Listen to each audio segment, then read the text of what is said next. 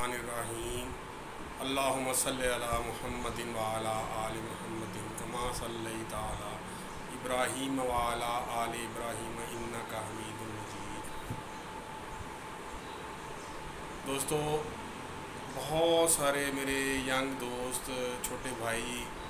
اکثر یہ پوچھتے ہیں کراس ایگزامینیشن کیسے کرنا چاہیے۔ سول کا میٹر ہو، کرمنل کا میٹر ہو، آپ کو کراس ایگزامینیشن کرنے کے لیے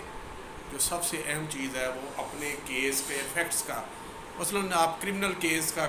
میں کراس ایگزامینیشن کرنا چاہتے ہو، سب سے پہلے آپ کو ایف آئی آر کے تمام مندرجات اور جو گواہان کے 161 کے بیانات ہیں ان پہ پورا عبور ہونا چاہیے۔ اس کے بعد جو کیس کی دیگر تفصیلات ہیں، فردے ہیں، ان کو مکمل طور پہ مطالعہ کرنے کے بعد، مطالعہ اس طرح گہرا مطالعہ کرنا چاہیے، ذہن نشین ہونا چاہیے آپ کو سارے فیکٹس۔ ہمارے کچھ دوستوں کا خیال ہے کہ کراس ایگزامینیشن کے لیے پہلے سے رجسٹر میں سوالات لکھنے چاہیے۔ ایسا کوئی آلہ نہیں ہے کہ پہلے سے آپ کوئی تعین کر سکیں کہ ہم نے کون سے سوال کرنے۔ کئی بار یہ ہوتا ہے کہ ہم ایک سوال پہلا کرتے ہیں جس سے پورے کیس کی نوعیت بدل جاتی ہے، اور جو آپ رجسٹر میں سوال لکھ کے آئے وہ سارے کے سارے ختم ہو جاتے ہیں۔ تو اس لیے سب سے پہلے جو ہے کہ کیس میں کراس ایگزامینیشن کرنے کے لیے آپ کو فیکٹس کا پتہ ہونا چاہیے، مکمل طور پہ فیکٹس کا، اور اس حوالے سے آپ کو ججمنٹ کا پتہ ہونا چاہیے کون سی چیزیں اس کیس کے لیے ضروری ہے۔ اس کے بعد دوستو جو چیز اہم ہے وہ یہ ہے کہ آپ نے یعنی کہ سوال کرنے کی پریکٹس کرنی چاہیے۔ تنہائی میں آپ اپنے کیس کو اپنے آپ کے ساتھ ڈسکس کریں اور کے سوالات کا تعین کریں۔ وہ اس لیے ضروری ہے کہ ابتدا میں آپ کو ناتجربہ کی کاری کی بنا پہ ہم ایسے کچھ سوالات کر جاتے ہیں، یعنی کہ کراس ایگزامینیشن ایک آرٹ ہے جس کے بارے میں یہ کہا جاتا ہے کہ اگر آپ درست سوال نہیں کریں گے تو آپ کا کیا ہوا سوال جا کے آپ کو ہی کاٹ دے گا، یعنی کہ آپ کے کیس کو ختم کر دے گا۔ یعنی کہ ایسا سوال کرنا جس سے آپ کی پارٹی کو، آپ کے کیس کو نقصان ہو جائے تو وہ بہت بڑی زیادتی ہوتی ہے۔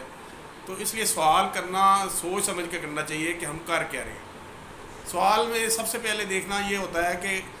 کیس کی کمزوریاں تلاش کرنی ہوتی ہیں، گواہ نے جو باتیں کی ہیں اس میں کمزور پہلو کون سے ہیں، اور ان کمزور پہلوؤں کو کون سے سوالات کے ذریعے اجاگر کیا جا سکتا ہے۔ یعنی کہ اگر مثلاً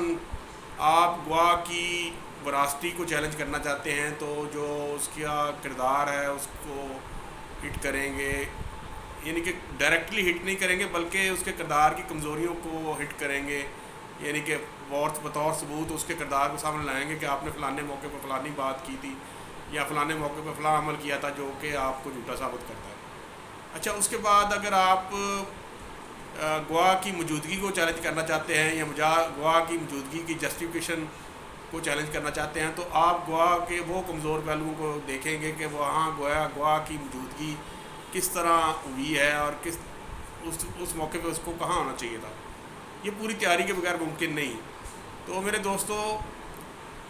کراس ایگزامینیشن ایک آرٹ ہے اور اللہ کی خاص دین ہے جسے محنت سے اور کوشش سے امپروو کیا جا سکتا ہے۔ تو کوشش اور محنت کرنا آپ کے اپنے بس میں ہے۔ ان چیزوں کے لیے آپ کو اسٹڈی کرنی پڑتی ہے۔ اسٹڈی ہی واحد حل ہے آپ کا کیس کے فیکٹس پہ عبور ہونا، آپ کے فنگر ٹپس پہ ہونا، آپ کو ایک ایک چیز یاد ہونا، اسی سے آپ کی قابلیت بھی بڑھے گی اور آپ کا اس آرٹ میں جو آگے بڑھنا ممکن ہو جائے گا کہ آپ اپنے کیس کے فیکٹس کو بہت اچھے طریقے سے مطالعہ کریں۔ اور جب آپ نے کسی سے مشورہ کرنا ہو، کسی سینئر کے پاس جانا ہو تو آپ کو اپنے فیکٹس پہ عبور ہونا چاہیے،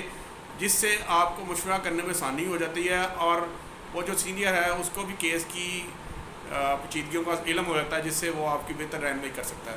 تو میرے دوستو، اپنے کیس کو بہت اچھے طریقے سے پڑھیں اور اپنی پارٹی کو نقصان مت پہنچائیں، ایسے سوالات نہ کریں جس سے آپ، یعنی کہ دو دھاری کی تلوار کی، کراس ایگزامینیشن کو دو دھاری تلوار کہا جاتا ہے، جو اگر سامنے سے دوسری پارٹی کو کاٹتی ہے تو واپس آ کے آپ کو بھی کاٹ سکتی ہے۔ تو ایسے سوالات سے اجتناب کریں جس سے آپ کے کیس کو یا آپ کی پارٹی کو نقصان پہنچتا ہے۔ بہت شکریہ۔